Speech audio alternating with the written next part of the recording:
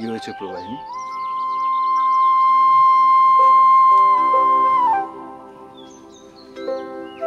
কিছু না? তাহলে চুপ করে রয়েছো কেন?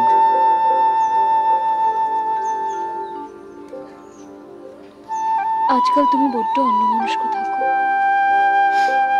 কে কে বলেছে কথা? আমার জলসখীরা বলেছে। হ্যাঁ, সেই এক চিলতে বেলা থেকে তোমার সাথে বেড়ে ওঠা ফিঙে পাখিটা বলেছে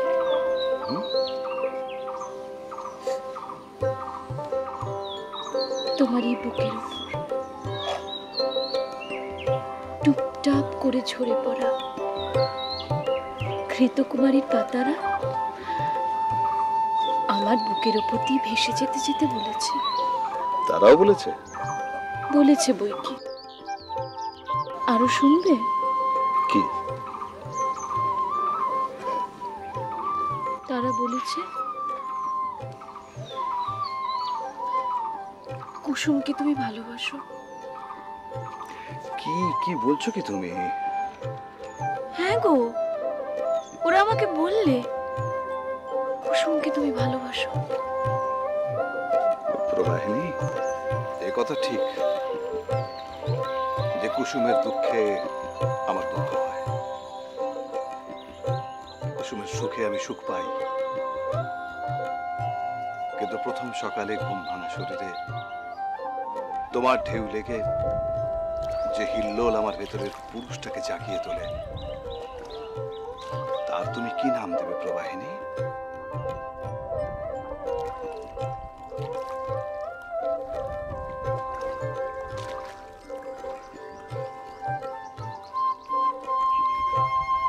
এই বয়ে চলা শরীরের স্পর্শে কতকাল ধরে জেগে উঠত লতা গুল্ম শৈবাল, রাম রাম বলে ডিঙি নৌকো ছুটে বেড়াতো আমার বুকের ওপর দিয়ে। মাছরাঙা খুঁজে ফিরত খাবার। রোদ ঝড় বৃষ্টি তারা ভরা আকাশের ছায়া মাখিয়ে আমার ছিল নিত্য যাওয়া আসা।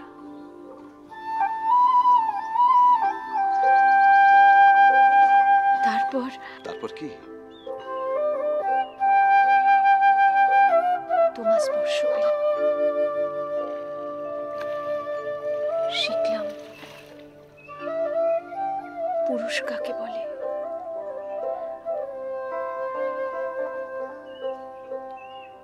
কিভাবে নিজেকে মিশিয়ে দিতে হয়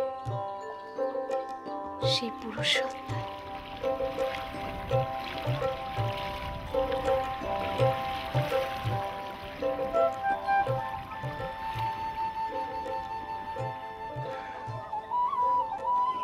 কুসুম আমাদের স্নেহভাজন, কল্যাণিয়া কন্যা সমা, আর তুমি আমার প্রেয়সী, বুঝো না? হ্যাঁ, সে আমি বুঝি। তাহলে তাহলে কেন এত উতলা হও?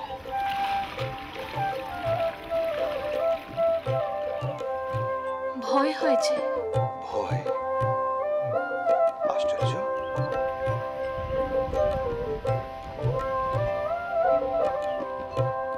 হ্যাঁ, ভয়। যখন প্রতিদিন সমুদ্র থেকে পাহাড়ের দিকে উচ্ছল শব্দে ছুটে যাই, ঘাড় উঁচিয়ে দেখি তুমি শুয়ে রয়েছ। মনের মধ্যে একটা ভয়, যদি তোমাকে দেখতে না পাই, যদি তুমি অন্য কোনো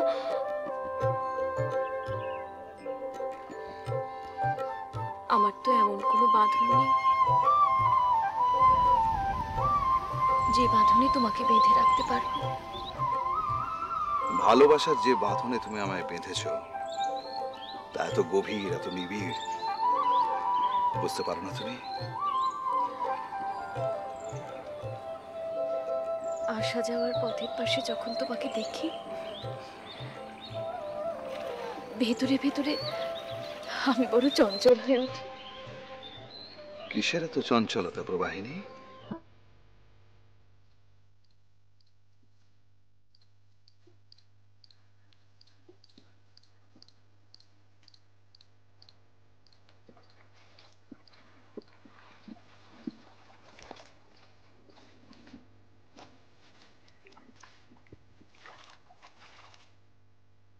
কুসুম, আগে আজকাল তোমায় দেখতে পাই না কেন? দেব সেবায় এত অবহেলা। প্রভু, প্রভু আমি পাপী ওসব, তাই এই অবহেলা। কুসুম, তোমার মন অশান্ত হয়ে উঠেছে। এসো, এদিকে এসো।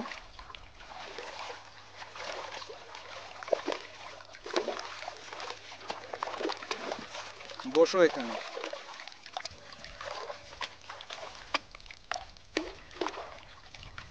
হ্যাঁ, বলো। আমি বলতে পারবো না প্রভু। তোমাকে বলতেই হবে। বলতেই হবে প্রভু। হ্যাঁ, বলতেই হবে। প্রভু, আমি একজনকে দেবতার মতো ভক্তি করতাম, তাকে পুজো করতাম। সেই আনন্দে সেই আনন্দে আমার হৃদয় পরিপূর্ণ ছিল। একদিন স্বপ্ন দেখলাম সে আমার হৃদয়ের স্বামী। এক বকুল বনে আমার বাম হস্ত তার ডান হাতে নিয়ে প্রেমের কথা বলছে। প্রভু, স্বপ্ন ভেঙে গেল। পরদিন সকালে যখন তাকে দেখলাম, আর আগের মতো দেখতে পেলাম না। আমি আমি ভয় পালিয়ে গেলাম, কিন্তু সেই স্বপ্নের প্রতিচ্ছবি আমার পেছনে ছুটতে লাগলো। প্রভু, সেই থেকে আমার মনের অশান্তি আজও দূর হয়নি। কুসুম, সে কে? সে আমি বলতে পারবো না প্রভু। তোমাকে বলতে হবে। আমি বলতে পারবো না প্রভু। তোমাকে বলতেই হবে। প্রভু, প্রভু, প্রভু, সে তুমি।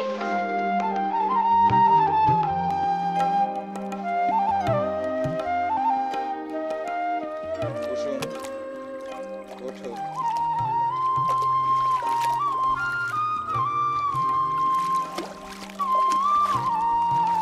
আজ তুমি আমার কাছে এই প্রতিজ্ঞা করো, আমাকে তোমায় ভুলতেই হবে। আর আজই আমি এখান থেকে চলে যাচ্ছি। বলো, এই প্রতিজ্ঞা তুমি রাখবে? তাই হবে প্রভু, তাই হবে। বেশ।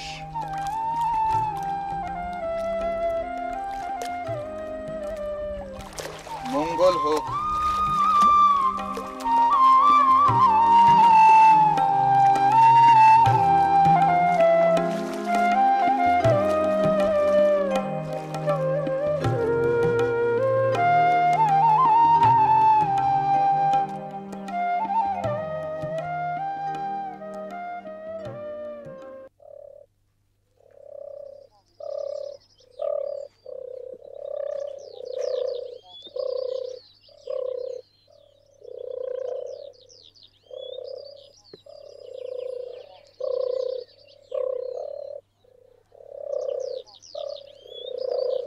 বাবু রাজকৃষ্ণ দত্ত সরকার বাহাদুরের এত্তেলা।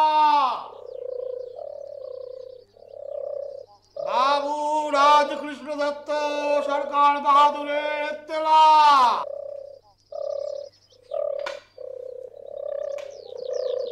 সরকার বাহাদুরের এত্তেলা বাবু।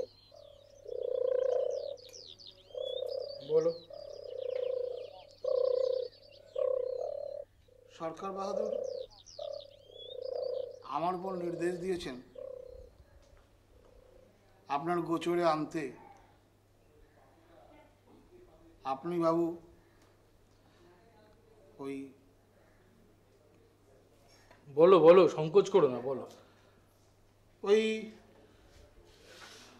ওই স্বদেশী স্বদেশী? স্বদেশী স্বদেশী কি? ওই স্বদেশি লোকগুলোর থেকে একটু সাবধানে থাকবে। বাবু রাজকৃষ্ণ দত্ত সরকার বাহাদুরের তেলা।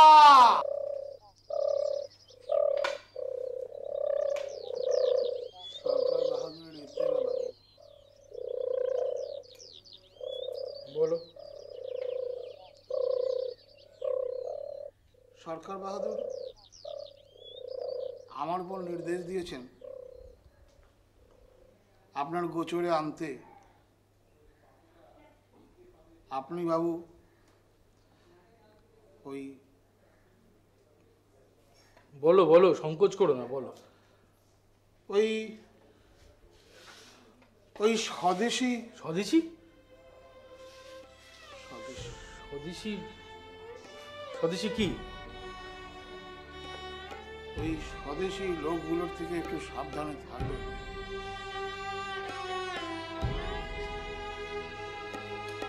আমি আমি স্বদেশী লোক?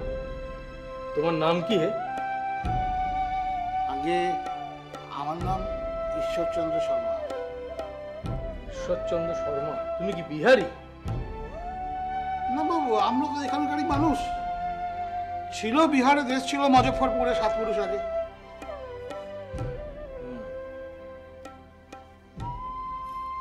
ছোট মুখে বড় কথা মার্জনা করবেন বাবু।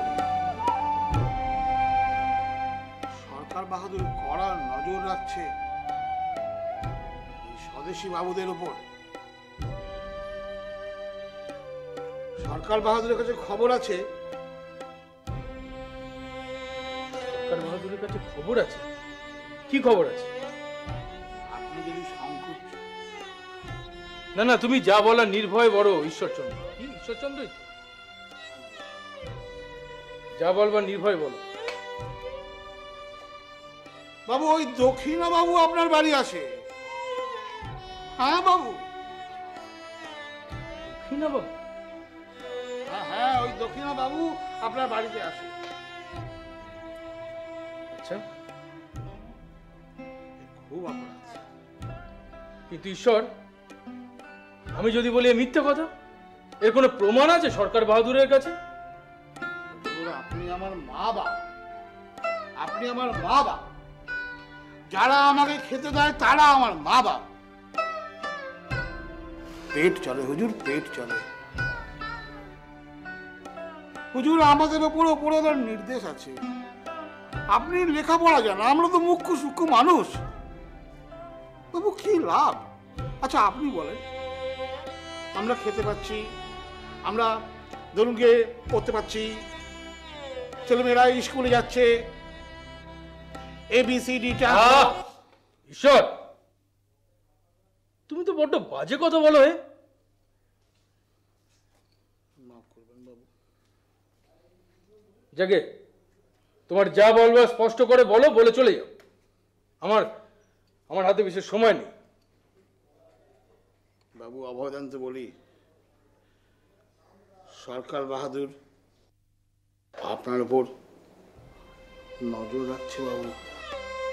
একটু সাবধানে থাকবেন। আজকে ইত্তেলা পাঠিয়েছে, আপনি সমাজের মানি লোক, একটু সব দিক বুঝে চলবেন বাবু। আচ্ছা, তার মানে এই অঞ্চলের মানুষ নিশ্চয়ই আমার পেছনে লোক লাগিয়েছে। আমি সবাইকে বাবু, আমি বাবু, আমি তাহলে আসি।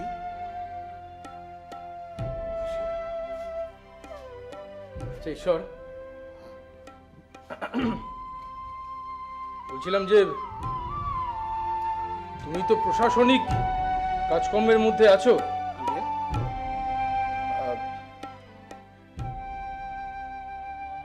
আমি যদি তোমাকে আমার হয়ে একটা কাজ করতে বলি, তুমি করবে? আমি তার জন্য তোমাকে খুশি করে দেবো, বলো করবে?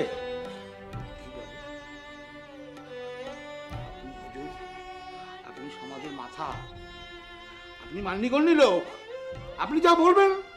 হ্যাঁ বাবু, হুম, আমার তাহলে শোনো ঈশ্বর, আমার পেছনে কে বা কারা নজর রাখছে, তাদের নাম বা তাদের সম্পর্কে কোনো ধারণা হ্যাঁ? দেববাবু, আপনি আমাদের গর্ব। আপনি বাবু রাজকৃষ্ণ দত্ত, আপনি আদেশ করেছেন নিশ্চয়ই দেব। তবে সরকার বাহাদুর তো, একটু ধীরে আসি। আমার কথাটা একটু মনে রেখো ঈশ্বর। এসো।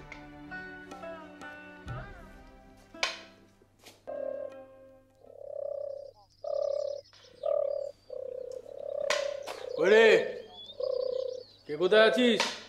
এগুলো নিয়ে যা।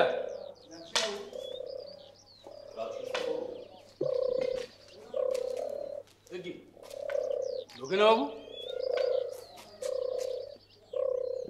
আপনাকে আমি আগের দিন বললাম না যে আপনি আপনি এভাবে এভাবে আমার বাড়িতে আসবেন না? আপনাকে তো আগের দিন বললাম। আসলে আজকে আমি একটা অন্য ব্যাপার নিয়ে আপনার কাছে এসেছি। না না, সে যে ব্যাপারই হোক, আপনাকে তো আগের দিনকে আমি পরিষ্কার করে বুঝিয়ে বললাম যে আপনাদের গতিবিধির উপর ইংরেজ সরকার নজর রাখছে। আপনাকে একটু সতর্ক থাকতে অনুরোধ করেছিলাম। আপনি সেই আমার বাড়িতে আমাকে কিছু না জানি এরম ভাবে আসছেন। আপনি বুঝতে পারছেন না, এতে কিন্তু পরোক্ষভাবে আপনারা আপনাদেরই ক্ষতি করছেন। আপনাদের মতো বিবেচক মানুষ যদি এই সামান্য ব্যাপারগুলো না বোঝেন, তাহলে দক্ষিণাবাবু আমি তো নিরুপায় হয়ে যাচ্ছি। আসলে আমি দেখুন, আপনারা যে কাজ করছেন তাতে আন্তরিকতার কোনো অভাব আছে এ কথা কিন্তু আমি বলছি, কিন্তু কিন্তু আপনাদের আপনাদের আরো সতর্কভাবে চলতে হবে। আপনি আপনি কেন বুঝতে পারছেন না যে আপনাদের প্রত্যেকটা পদক্ষেপের উপর ইংরেজ সরকারের সতর্ক নজর রাখছে? আপনি জানেন এর মধ্যে আমার বাড়িতে পুলিশ এসছে। আপনার বাড়ি? হ্যাঁ, আমার বাড়িতে পুলিশ এসছে। আপনি আপনি আমার সম্মানের কথাটা একবার ভাবছেন না? আমারই দেখছি ভুল হয়েছে আপনাদের পেছনে সাহায্যের হাত বাড়িয়ে। তারা আমাকে এসে কি বললো জানেন? কি বলবেন? তারা বললো যে আমি যেন অজানা অচেনা লোকেদের সঙ্গে বেশি মেলামেশা না করি। কেন বললো বলুন তো? আমি আপনাকে আগেই বলেছিলাম রফিনাবাবু যে আপনারা আরেকটু সতর্ক। আপনাদের সাংগঠনিক শক্তি ঠিক ঠিক জায়গায় নেই, কেন বুঝতে পারছেন না? এ জাতীয় কাজ করবার জন্য যে ধরনের শক্তি, যে ধরনের মনোবল, নিতান্তই অনুচিত কাজ হচ্ছে। যাকে আপনি আপনি কি বলবেন বলছিলেন? আমি যে বিষয়টা নিয়ে এসেছিলাম সেটা আজকে সম্পূর্ণ ভিন্ন একটা বিষয়। হ্যাঁ, কি বলুন। এবং আমার না এসে উপায় ছিল না, তাই আপনার কাছে আসতে হলো। আচ্ছা, বেশ, বলুন। আমাদের এই গ্রামের একটি মেয়ে, নাম কুসুম। কুসুম? হ্যাঁ,